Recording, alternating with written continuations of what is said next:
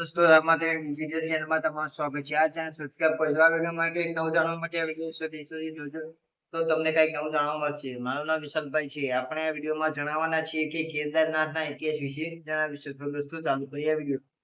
કેદારનાથ ભારતના ઉત્તરાખંડ રાજ્યમાં હિમાલયની ગોદમાં આવેલું ભગવાન શિવનું અતિ પ્રાચીન અને પવિત્ર જ્યોતિર્લિંગ મંદિર છે.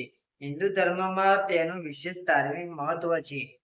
તે ચાર ધામમાં યાત્રાનો મહત્વપૂર્ણ ભાગ માનવામાં આવે છે. માન્યતા મુજબ ભારત યુદ્ધ પછી પાંડવો પોતાના પાપોનું પ્રાયશ્ચિત માટે ભગવાન શિવના દર્શન કરવા આવ્યા હતા, પરંતુ ભગવાન શિવ તેમને મળવા ઈચ્છો ન હતા. તેથી તેઓ બળદનું સ્વરૂપ ધારણ કરીને કેદાર વિસ્તારમાં છુપાઈ ગયા. જ્યારે ભીમે બળદને પકડવાનો પ્રયાસ કર્યો ત્યારે તેનો પીઠનો ભાગ કેદાર માં પ્રગટ થયું, જે આજે જ્યોતિર્લિંગ તરીકે પૂજાય છે. બળદના અન્ય અંગો અલગ અલગ સ્થળોએ પ્રગટ થયા, જેને મળીને 5 કેદાર તરીકે ઓળખવામાં આવે છે.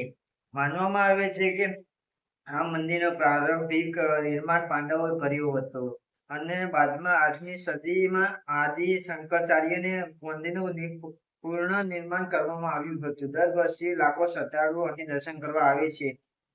વર્ષ 2013માં ભયંકર પૂર અને ભૂસ્ખલન છતાં મંદિરને અલગ રહ્યું, જેને ઘણા ભક્તો દેવી ચમત્કાર તરીકે માને છે.